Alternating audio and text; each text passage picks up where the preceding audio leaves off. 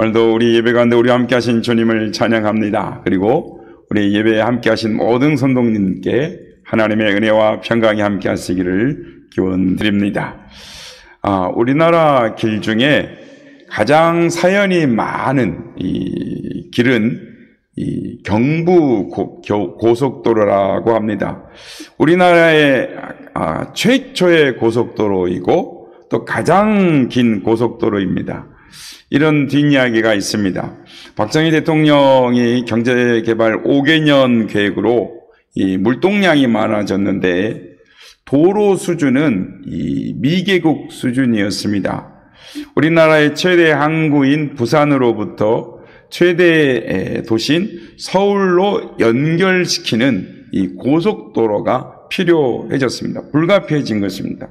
그런데 당시 우리나라에서 고속도로를 만든 경험은 현대 정주영 회장만 가지고 있었습니다. 태국에 고속도로를 건설했기 때문입니다.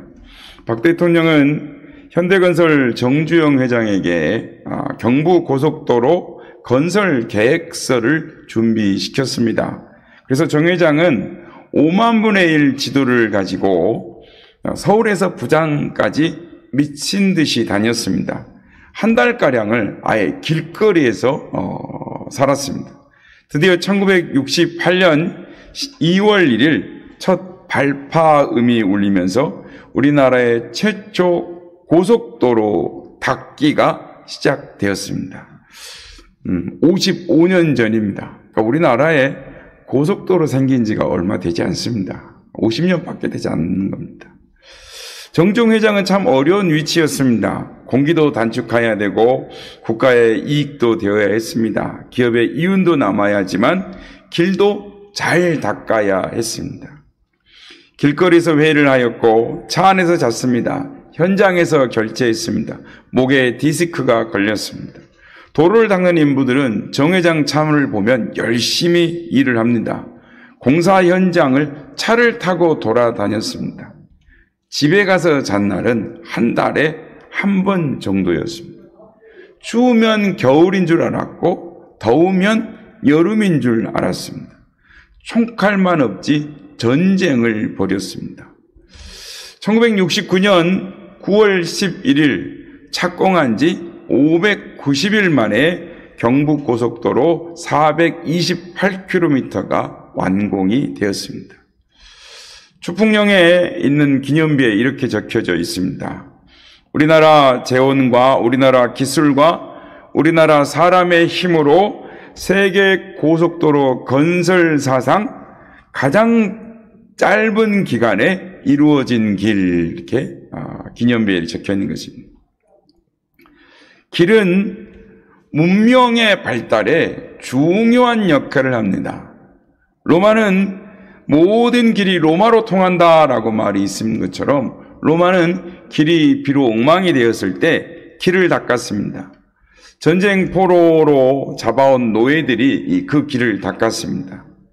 만일 길이 망가지면 그 길을 만든 노예를 사형을 시켰습니다. 그래서 2000년이 되었지만 그 길이 지금도 그대로 유지되고 있는 것입니다. 세계로 나아가는 길들이 중요한 것입니다. 근데 여러분, 가장 중요한 길 중에 중요한 길은 어떤 길일까요? 무슨 길일까요? 하나님께로 가는 길이 가장 중요한 길입니다. 다른 길은 없어도 되지만 하나님께로 가는 길을 닦지 않으면, 못하면 영원한 지옥이요 영원한 멸망이기 때문입니다. 그래서 본문에서 세례 요한은 세상을 구하러 오시는 예수님을 맞이하도록 마음의 길을 잘 닦으라라고 말을 하는 것입니다. 오늘 보면 3절에서 6절 말씀입니다. 요한이 요단강 부근 각 처에 와서 죄사함을 받게 하는 회개의 세례를 전파하니 선지자 이사야 책에 쓴 바 광야에서 외치는 자의 소리가 있어 이르되 너희는 주의 길을 준비하라. 그의 오실 길을 곧게 하라. 모든 골짜기가 메어지고 모든 산과 작은 산이 낮아지고 굽은 것이 곧아지고 험한 길이 평탄해질 것이요 모든 육체가 하나님의 구원하심을 보리라 함과 같으니라. 오늘 본문에서 세례 요한은 광야에서 외치는 소리로 주의 길을 닦으라라고 외치는 것입니다. 그 길을 잘 닦으면 모든 육체가 하나님의 구원하심을 보게 되리라라고 말을 합니다. 그렇습니다. 주의 오실 길을 준비하는 것, 길을 닦는 마지막 목표는 영혼의 구원입니다. 구원을 받는 것입니다.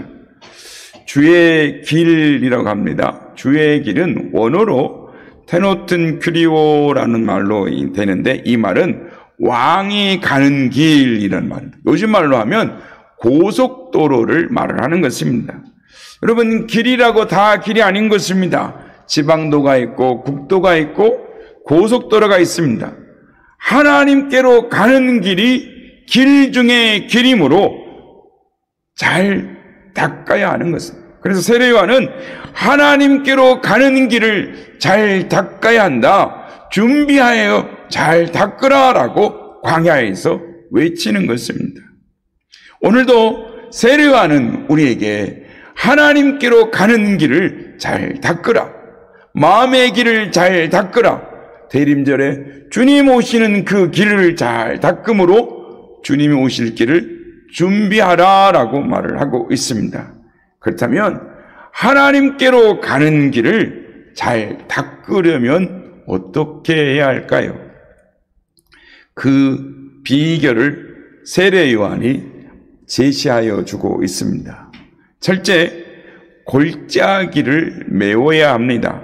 4절 하반절에서 5절 상반절입니다. 말씀 띄워주세요. 네. 너희는 주의 길을 준비하라. 그의 오실 길을 곧게 하라. 모든 골짜기가 메워지고 라고 말씀합니다.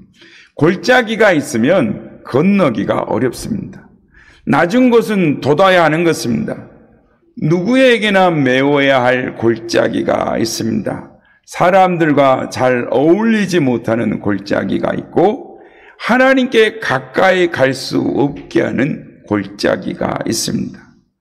아담과 하와 사이에는 골짜기가 없었습니다. 그런데 마귀가 와서 선악과를 따먹게 했고 하와는 아담에게 따먹게 했습니다. 그래서 부부 사이에 골짜기가 생겼습니다. 하나님과의 사이에도 골짜기가 생겼습니다. 마귀는 헬라어로 디아볼로스라고 하는데 이 말은 틈, 골을 만드는 존재라는 뜻을 가지고 있습니다. 마귀는 하나님과 사람 사이에 틈을 만드는 존재인 것입니다. 골짜기를 만드는 것입니다. 이단들이 그렇습니다. 신천지나 하나님의 교회나 성경 공부한다고 사람들을 끌어들입니다. 그리고 기성교회 안 좋은 것만을 지적합니다. 목사들의 비리만을 들춰내는 것입니다. 그래서 자기가 나가는 교회에 목사의 설교가 귀에 들어오지 않게 골짜기를 만드는 것입니다. 그래서 목사와 골짜기를 만들고 교회와 골짜기를 만들고 성도와 성도 사이에 골짜기를 만들어 교회를 떠나게 하는 것입니다.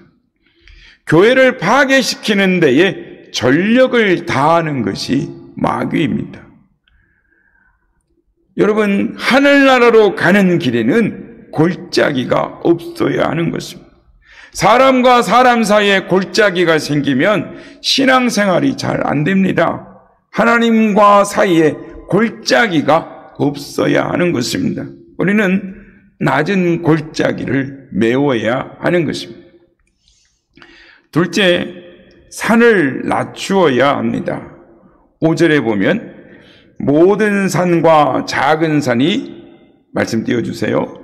모든 산과 작은 산이 낮아지고 라고 말씀합니다. 산은 높아서 길이 될 수가 없습니다. 낮추고 깎아내야 길이 되는 것입니다. 산은 교만을 의미합니다. 교만을 낮춰야 합니다. 사도 바울은 말합니다. 그런즉 선줄로 생각하는 자는 넘어질까 조심하라. 잠언 29장 23절 솔로몬도 말합니다. 사람이 교만하면 낮아지게 되겠고 마음이 겸손하면 영예를 얻느니라. 교만이 오면 욕도 오거니와 겸손한 자에게는 지혜가 있느니라. 모 목사님의 설교에서 나오는 이야기입니다. 그분이 어떤 여성들 모임에 설교를 하러 가셨는데, 그런데 회장이 일을 하는데 200만 원이 필요하니까 10,000원씩만 조금씩 하자고 간절히 호소를 했습니다. 그 말을 듣고 목사님은 속으로 감동이 되어서 속으로 현금이 나오면 모자라는 금액은 다 내가 채우고 가리라 라고 마음을 먹으셨답니다. 그런데 옆에 앉아서 헌금하는 회장을 보니까 10,000원짜리는 제쳐놓고 1,000원짜리들을 지갑에서 꺼내어서 헌금을 하더라는 것입니다. 얼마나 실망했는지 속상해서 속으로 중얼거렸습니다. 이 모임은 희망이 없다. 목사님은 끝나고 나서 가면서 얼마가 모자르는지 묻지도 않았다라는 것입니다. 직분이란 높은 자리에 앉아 말만 하는 위치가 아닙니다. 겸손한 마음으로 모든 일에 모범이 되어야 하는 것입니다. 세례 요한은 광야에서 외칩니다. 모든 산과 작은 산이 낮아져야 한다. 세례 요한이 낮아져야 한다. 산을 깎으라라고 외치는 것은 바리새인들을 향한 외침일 것입니다. 바리새인들은 자기들이 최고라고 교만했습니다. 자기들만 하나님의 뜻대로 사는 사람들이라고 말하면서 겉과 속이 다른 모습으로 살았습니다. 여러분, 주님을 맞는 길에는 교만의 산이 깎아져야 하는 것입니다. 셋째, 굽은 것을 곧게 해야 합니다. 5절에 보면 말씀 띄워주세요. 굽은 것이 곧아지고라고 말씀을 합니다. 옛날 길은 우리가 잘 아는 것처럼 지형에 따라서 꾸불꾸불합니다. 그렇게 길을 만들었죠. 그러나 지금의 길은 될 수 있는 대로 직선이어야 하는 것입니다. 문명이 발달할수록 길은 직선입니다. 그렇습니다. 천국 가는 길도 마찬가지로 마음이 굽으면 안 되는 것입니다. 마음이 굽으면 생각하는 것이 비틀어집니다. 생각이 비틀어지면 말로 남에게 상처를 줍니다. 같은 사건도 정상적인 사람은 바르게 보는데 마음이 굽은 사람은 삐딱하게 봅니다. 하지 목사님의 근심을 이기는 비결이라는 책이 있는데요. 오래된 책입니다만 그 책에 보면 하지 목사님이 자기 아들이 목사가 된다고 할 때 이렇게 남긴 이야기가 있습니다. 아들아, 내가 목사가 된다는데 목사란 얼마나 어려운 것인지 모른단다. 목사가 빨간 넥타이를 매봐라. 교인들은 목사가 바람났나 보다 그런단다. 그렇다고 까만 넥타이만 매봐라. 우리 목사는 장례식만 다니나 보지 한단다. 목사가 택시를 타봐라. 사치에 저 돈을 어떻게 당하려고 하나. 그렇다고 버스만 타봐라. 우리 목사 촌스러워. 목사가 설교 길게 해봐라. 우리 목사 태엽이 너무 길어. 설교가 짧아봐라. 우리 목사 요즘 공부 안 하나 봐. 목사가 신방만 해봐라. 우리 목사 할 일이 되게 없구먼. 그렇다고 신방을 안 해봐라. 요즘 신방 안 하고 뭐 하는 거요? 목사가 다른 교회 설교하러 많이 나가봐라. 우리 교회는 어떻게 하려고 그러는 거야? 그렇다고 다른 교회 설교하러 안 나가봐라. 인기 되게 없나 봐. 교회를 부흥시키지 못해봐라. 무능해. 그렇다고 교회가 부흥돼봐라. 물량주의자라고 한단다. 그러나 은혜가 충만한 사람들은 반대로 말한단다. 목사가 빨간 넥타이를 매면 세련됐네. 까만 넥타이를 매면 경건해. 택시 타면 우리 목사님이 바쁘신가 보지? 버스를 타면 우리 목사님은 검소하셔. 설교가 길면 은혜 주려고 애쓰셔. 설교가 짧으면 피곤하니까 우리 보고 빨리 들어가 쉬라는구만. 신방 많이 하면 부지런해. 신방을 안 하면 무슨 일이 있는가 봐. 다른 교회 설교하러 많이 가면 사명이 크셔. 우리 목사님 사명이 크셔. 안 나가면 우리 교회를 사랑하시는구먼. 교회를 부흥시키면 능력이 있어. 교회에 부흥이 안 되면 우리 책임이야 라고 말한단다. 그러므로 사실은 사건이 중요한 것이 아니라 사건에 대한 해석이 중요하단다라고 이렇게 장문에 글을 써줬습니다. 여러분, 그렇습니다. 사건이 중요한 것이 아니라 사건에 대한 해석이 중요한 것입니다. 매사를 어둡게만 바라보며 비정상적인 생각과 비틀어진 말을 하는 사람은 무서운 병에 걸려 있는 사람입니다. 마음에 굽은 길이 있는 사람입니다. 교회 집사님이 집을 샀습니다. 대지가 한 50평쯤 되었는데 낡은 집이었습니다. 그래서 목사님이 축하해 주려고 교회 몇몇 분하고 초대를 받아가지고 이곳저곳 집을 살펴보면서 참 잘 샀다, 참 좋다 라고 말을 했습니다. 집사님 축하해요. 월급 받으면서 어떻게 이렇게 비싼 집을 샀어요? 알뜰살뜰 살림 잘했나 봐요. 집사님, 땅값만도 5억이 넘지요. 지금부터 다시 모아서 집을 지어요. 집 산 거 축하해요 라고 말을 했습니다. 그런데 같이 갔던 집사님 한 분이 찬물을 끼얹으면서 말했습니다. 아니, 다 좋은 집 놔두고 왜 이런 털털한 썩은 집을 샀어? 그 좋은 분위기를 뒤집는 말이었습니다. 목사님이 속으로 중얼거렸습니다. 당신은 앞으로 신방 갈 때 절대 안 데리고 간다. 부정적인 말을 하는 사람은 마음에 굽은 길이 있는 사람입니다. 곧게 펴야 합니다. 세례 요한이 굽은 길이라고 할 때는 사두개인들을 두고 한 말일 것입니다. 사두개인들은 하나님 나라를 부인했고 천사도 없다고 했습니다. 부활도 없고 오직 현세뿐입니다. 그래서 영적인 사람들을 공격하고 항상 말을 아프게 했습니다. 이런 마음의 길로, 이런 마음으로는 주님을 모시기가 어렵습니다. 넷째, 험한 길을 평탄하게 해야 합니다. 5절을 보면 보여주세요. 험한 길이 평탄하여질 것이요 라고 말씀합니다. 하늘 가는 길을 평탄하게 닦아야 하는 것입니다. 험한 것을 그대로 두면 차도 달릴 수 없고 사람도 제대로 다닐 수가 없습니다. 길에 장애물이 깔려 있으면 울퉁불퉁 언제 사고가 날지 모르는 것입니다. 험한 얼굴, 험한 말을 하는 사람은 무섭습니다. 한번 화나면 무서운 사람이 험한 사람입니다. 그 사람 화나면 무서워요.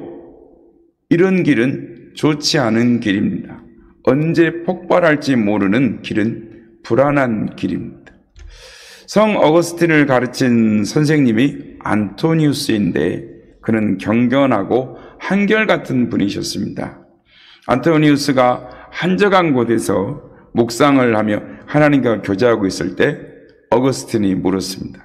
선생님, 이 한적한 곳에서, 적적한 곳에서 책 한 권 없이 어떻게 지내고 계십니까?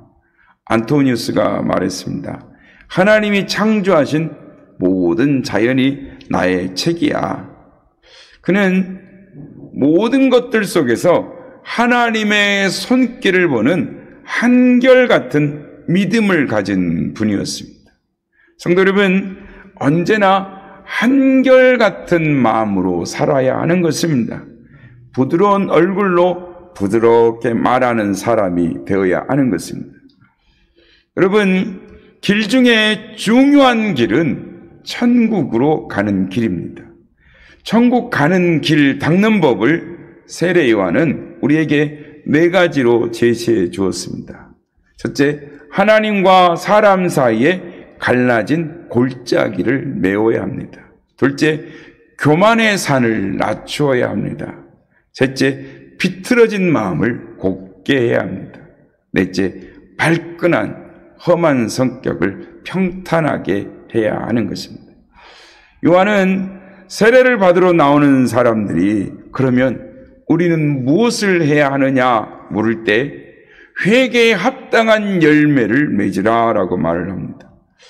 하나님의 말씀을 들은 후에 내가 어찌해야 할까 있어야 하는 것입니다. 그것이 곧 회개입니다. 아무리 좋은 말씀을 들어도 듣는 것으로 그친다면 소용이 없습니다. 행함으로 열매를 맺을 수 있어야 하는 것입니다. 그 합당한 열매가 3가지로 나타나는 것입니다. 첫째, 나눔의 삶을 살라라고 하십니다. 오늘 보면 누가복음 3장 10절에서 11절 말씀입니다. 무리가 물어 이르되 그러면 우리가 무엇을 하리이까? 대답하여 이르되 옷 2벌 있는 자는 옷 없는 자에게 나눠줄 것이요 먹을 것이 있는 자도 그렇게 할 것이니라 하고, 세례 요한은 우리가 어떻게 합니까? 라고 무리의 질문에 대하여 실제적인 제시를 하는 것입니다. 옷 2벌 있는 자, 먹을 음식이 있는 자는 없는 이들에게 그것을 나누어 주라고 합니다. 이것은 이웃 사랑을 의미합니다. 사랑은 나누는 것입니다. 내게 있는 것을 나누며 상대의 아픔을 함께 나누는 것입니다. 감리교 창시자 요한 웨슬리는 우리가 천국에 가면 하나님께서 우리에게 3가지를 물을 것이다 라고 말을 했습니다. 너의 시간을 어디에 사용했나? 너의 재물을 어디에 사용했나? 너의 자녀를 어떻게 양육했나? 너의 시간을 어디에 사용했느냐? 너의 재물을 어떻게 사용했느냐? 너의 자녀를 어떻게 양육했느냐라고 물어보실 거라는 것입니다. 우리는 심판날에 주님이 물으실 것을 알고 잘 사용해야 되는 것입니다. 길을 잘 닦아야 하는 것입니다. 물질을 잘 사용해야 합니다. 물질은 하나님이 주신 은사입니다. 부자가 되는 것은 하나님의 특별한 축복이요 선물입니다. 성 어거스틴 제자가 어거스틴에게 이렇게 물었습니다. 선생님, 물질은 축복인가요? 저주인가요? 그때 어거스틴은 이렇게 대답했습니다. 재물은 그 자체로 축복도 저주도 아니다. 그것은 마치 한 자루의 칼과 같은 것이다. 칼은 그 칼을 사용하는 사람이 누군가에 따라 달라지는 것입니다. 만약 칼을 강도가 사용하면 그것은 나쁜 도구가 되지만 요리사가 칼을 가지면 좋은 도구가 되는 것입니다. 마찬가지로 물질이 축복인가 저주인가는 물질을 어떻게 쓰고 어떤 사람이 어디에 어떻게 사용하느냐에 따라 달라지는 것입니다. 그러므로 우리는 물질을 하나님의 뜻대로 바르게 사용해야 하는 것입니다.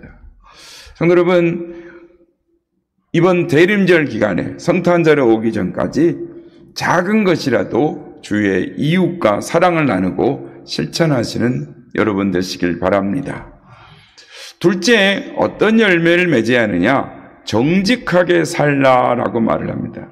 12절에서 13절 말씀입니다. 세리들도 세례를 받고자 하여 와서 이르되 선생이여 우리는 무엇을 하리이까 하매 이르되 부과된 것 외에는 거두지 말라 하고, 당시 세리들은 일정한 금액을 받아서 로마에다가 보내고 나머진 자기의 배를 채우기 위해서 시민들에게 더 많은 액수를 거둬들였습니다. 그 결과 유대사회에서 세리들은 사람들의 미움의 대상이 되었고 그 가족들조차도 멸시를 받았습니다. 대표적인 사람이 세리장인 삭개오인 것입니다. 세리들은 세례 요한의 외침을 받고 마음에 찔려 어떻게 할까 질문을 했고, 이에 대해 세례 요한은 양심껏 징수하라 라고 말합니다. 세리라는 직업 자체가 죄악은 아닌 것입니다. 정직하게 그 직무를 수행하지 않고 탐심을 가질 경우 죄가 된다라는 것입니다. 권력을 가진 자는 공정하고 정직하게 법대로 시행하라는 그것이 하나님의 명령입니다. 우리 성도들도 우리에게 주어진 일들을 정직하게 감당하도록 결심해야 하는 것입니다. 세 번째로 주어진 일에 주어진 것에 만족하는 삶을 살라라고 말씀을 하십니다. 14절 말씀입니다. 군인들도 물어 이르되 우리는 무엇을 하리까 하매 이르되 사람에게서 강탈하지 말며 거짓으로 고발하지 말고 받는 급료를 족한 줄로 알라 하시니라. 세례 요한 당시 군병들의 죄는 폭력과 탐욕이었습니다. 그들은 로마 세력을 배경으로 백성들을 위협하고 뇌물 착취를 일삼았습니다. 세례 요한은 이 군병들에게 우리가 어떻게 하리까라는 그 질문 앞에 강포하지 말며 거짓으로 고소하지 말라라고 했습니다. 강포하는 것, 즉 강하게 잡아 흔든다라는 뜻인데 백성들을 공갈을 쳐서 뇌물을 징수하는 것을 말합니다. 거짓 고발은 없는 일을 꾸며서 협박하는 것을 말합니다. 세리들과 군병들의 죄의 원인은 욕심에 있었습니다. 인간의 욕심은 한계가 없어서 채우면 채울수록 부족한 것입니다. 욕심이 죄를 짓게 하는 것입니다. 그래서 하나님께로 나아가는 길의 열매 중에 하나가 가진 것으로 만족하고 감사할 줄 아는 마음이다라는 것입니다. 그 마음이 요구되는 것입니다. 욕심으로 남을 협박하거나 거짓으로 위협하는 사람은 그런 행동을 회개해야 하는 것입니다. 성도 여러분, 우리는 대림절 기간을 보내고 있습니다. 대림절 두 번째 주를 맞이하면서 우리도 세례 요한을 통한 하나님의 음성을 들어야 하는 것입니다. 주님이 오실 길을 우리도 준비해야 합니다. 주님이 오실 길을 닦아야 하는 것입니다. 그리고 열매를 맺어야 하는 것입니다. 하나님은 우리가 나누며 살기를 원하시는 것입니다. 정직하게 살기를 원하십니다. 우리가 욕심 부리지 말고 만족하며 살기를 원하시는 것입니다. 바라기는 주님을 맞이하는 준비하는 이 대림절 기간에 주께서 주신 말씀을 기억하고 마음의 길을 잘 닦는 우리 모두가 되길 바랍니다.